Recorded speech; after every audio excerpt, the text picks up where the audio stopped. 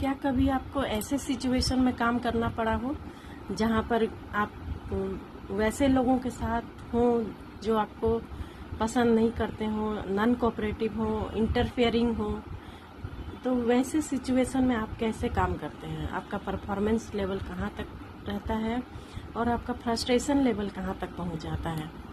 यही देखना situational stress test है। इस टेस्ट में एक परफॉर्मर जो रहते हैं, जो सब्जेक्ट होते हैं, उनको कुछ टास्क दिया जाता है और जो अदर पर्सन होते हैं उनको ये निर्देश दिया जाता है कि वो नॉन कोऑपरेटिव हों और इंटरफेयर करें उनके कामों में, मतलब उनको काम ना करने दें, उनके विरोध में काम करें, उनको मतलब बाधा पहुंचाए उनके काम में। तो इस तरह से वो जो पर्सन होता है उसको एक रोल प्ले करना होता है और बाद में उनसे कहा जाता है कि आपने क्या देखा, वो सिचुएशन में आपको कैसा लगा, क्या ऑब्जर्व की, इस चीज़ के बारे में उससे वर्बल रिपोर्ट देने के लिए भी कहा जाता है। और ये जो सिचुएशन होता है कभी रियलिस्टिक भी हो सकता है और कभी it may be created through a video play. इस तरह से सिचुएशनल स्ट्रेस टेस्ट के द्वारा आपके पर्सनालिटी का पता चलता है, आपके पर्सनालिटी को एसेस किया जाता है।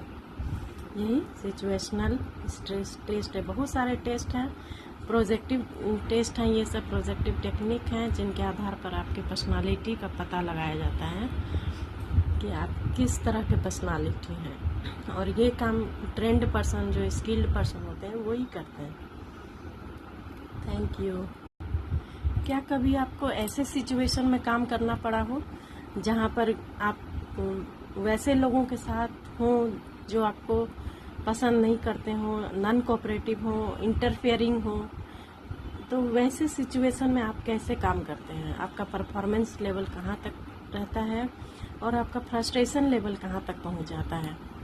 यही देखना सिचुएशनल स्ट्रेस टेस्ट है।